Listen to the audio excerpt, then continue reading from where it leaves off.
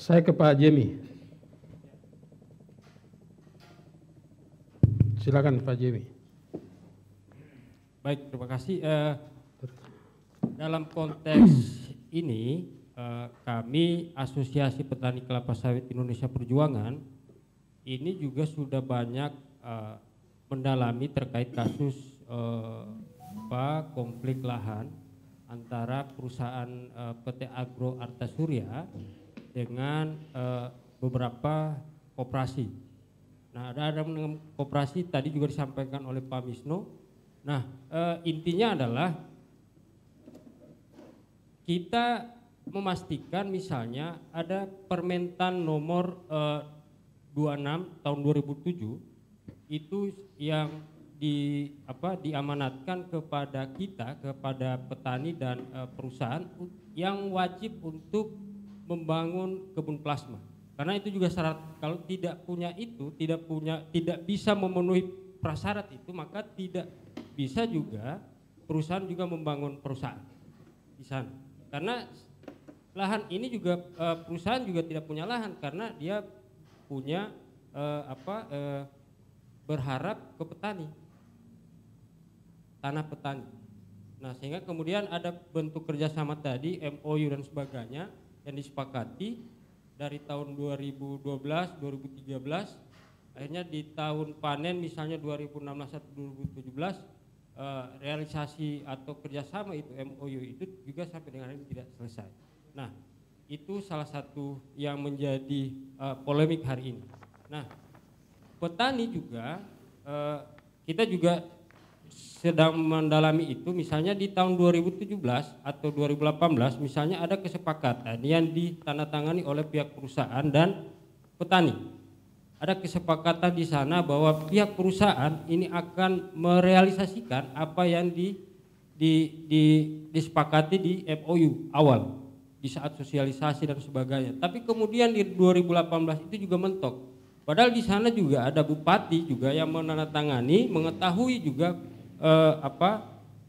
perjanjian itu, kesepakatan. Karena dari 2017 dari panen awal itu sampai dengan 2018 itu juga tidak ada realisasi. Lalu mentok 2019 juga teman-teman petani ini juga bertemu dengan pihak perusahaan, bertemu dengan pemerintah, sampai dengan hari ini juga tidak selesai. Ada banyak tuntutan yang disampaikan oleh pihak petani, tapi juga itu sampai dengan hari ini tidak ditindaklanjuti oleh perusahaan. Nah, perusahaan juga telah dilaporkan ke KPPU, Komisi Persaingan Usaha. Itu nanti juga Bang Jufri juga selaku Japesda juga akan mengurai itu poin-poin apa yang direkomendasikan oleh KPPU yang harus ditindaklanjuti oleh perusahaan. Nah, perusahaan itu diwajibkan untuk melaksanakan rekomendasi yang diputuskan oleh KPPU. Nah, yang berikut saya melihat misalnya kenapa kan jadi pertanyaannya adalah kenapa kemudian penyelesaian kasus ini tidak sampai selesai dari 2016 misalnya sampai dengan hari ini. Saya melihat misalnya ada ada semacam saling lempar tanggung jawab antara pemerintah daerah khususnya di Kabupaten Bualemo dan provinsi, dalam hal ini Dinas Pertanian dan Perkebunan. Nah, di satu sisi misalnya Dinas Pertanian Provinsi atau Perkebunan ini kan merasa bahwa ini bukan wewenang misalnya dalam konteks pemberian izin ke perusahaan, sehingga kemudian ini diserahkan ke kabupaten karena kabupaten yang mengeluarkan izin perusahaan. Bupati lah yang kemudian menandatangani sehingga kemudian PT Agro Arta Surya itu ada di Kabupaten Bualemo. Nah, ada banyak asumsi liar yang itu berkembang bahwa PT Agro Arta Surya ini baru dugaan-dugaan dan ini juga asumsi yang sedang berkembang bahwa sebenarnya PT Agro Arta Surya itu tidak serius membangun kebun baik inti maupun plasma masyarakat. Karena ketika kita coba diskusikan itu ternyata misalnya ada dugaan bahwa perusahaan ini hanya memanfaatkan lahan untuk kepentingan kredit begitu ke bank agar kemudian mereka bisa bangun pabrik. Nah, dari 2017, 2018, 2019 ini kan juga ada perlawanan dari petani sehingga kemudian kekecewaan-kekecewaan ini juga disalurkan lewat misalnya pembakaran lahan. Ada sekian hektar, itu juga saya dapat informasi dari Pak Amir juga dari kawan-kawan, ada sekitar 4 sampai 3.000 hektar lahan itu juga dibakar oleh petani karena kekecewaan-kekecewaan tadi. Ada banyak janji-janji disampaikan dan disepakati dituangkan dalam surat keputusan misalnya, ini tidak direalisasi oleh pihak perusahaan. Kan juga penting juga dilihat ada apa ini ketika misalnya di satu sisi ada pemerintah daerah, di satu sisi juga ada pemerintah provinsi. Kan ini juga penting untuk dilihat ada apa kemudian masalah ini terus dibiarkan dan semacam ada lempar tanggung jawab antara provinsi dan kabupaten. Nah ini juga penting untuk kita pertanyakan di forum ini karena bagi kami adalah pihak perusahaan penting untuk transparan karena ini juga keberlangsungan investasi di daerah.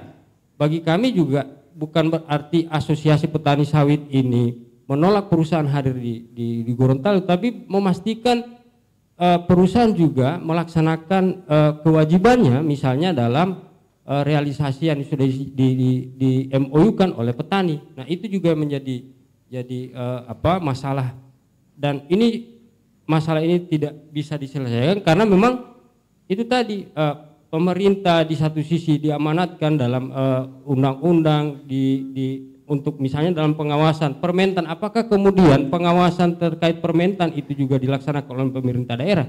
Saya juga penting untuk dijelaskan oleh pemerintah daerah di sini ada Dinas Pertanian dan Perkebunan.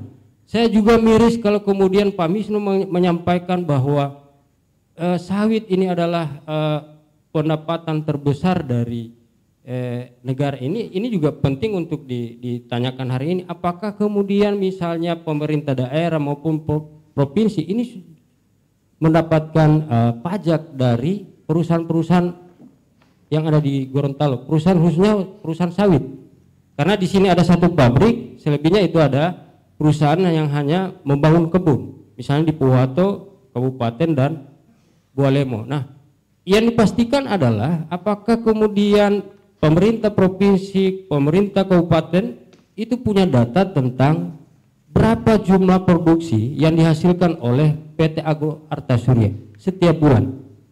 Itu juga penting karena bagi kami adalah sebenarnya ini ada di dua lembaga sebenarnya yang penting untuk kita dorong agar kemudian punya peran yang aktif, misalnya dari pihak pemerintah sendiri maupun dari pihak perusahaan.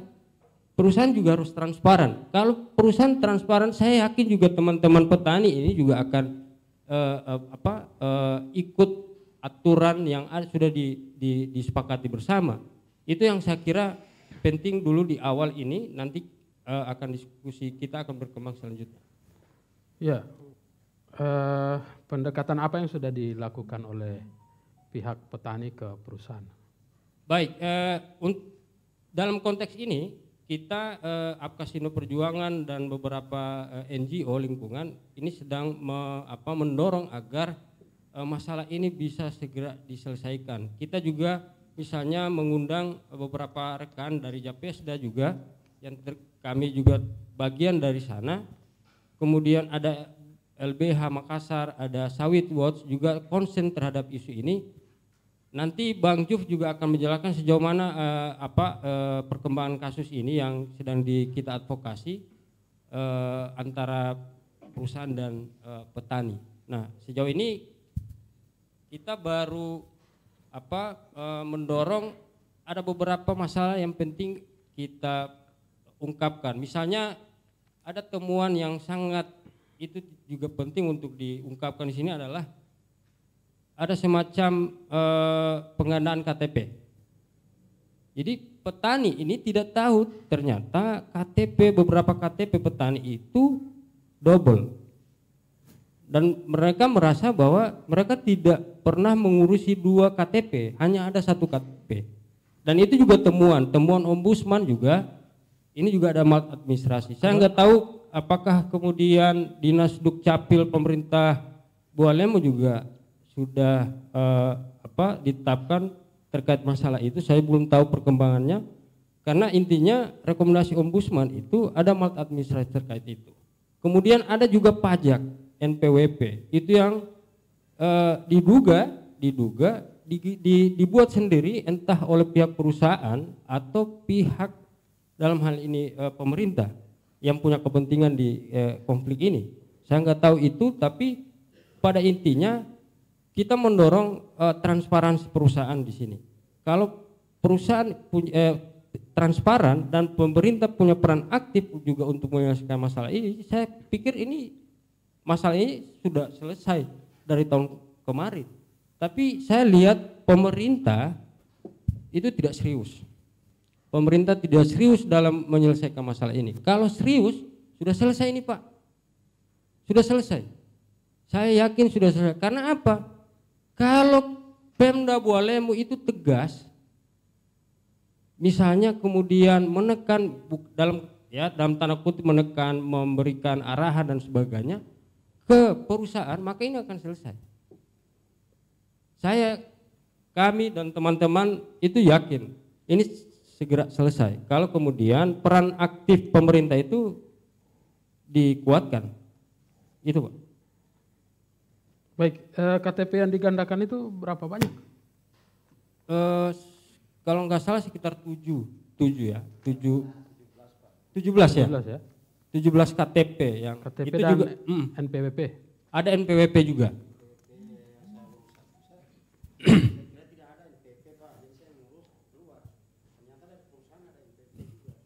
Ya, jadi itu salah satu juga temuan kawan-kawan yang beraliansi di masalah ini dan konsen juga di isu ini, Pak Moderator. Saya kira. Baik. Ya, itu tanpa sepengetahuan Bapak. Orang lain justru berusaha bikin 2 KTP, tidak bisa-bisa. Kita rehat sejenak.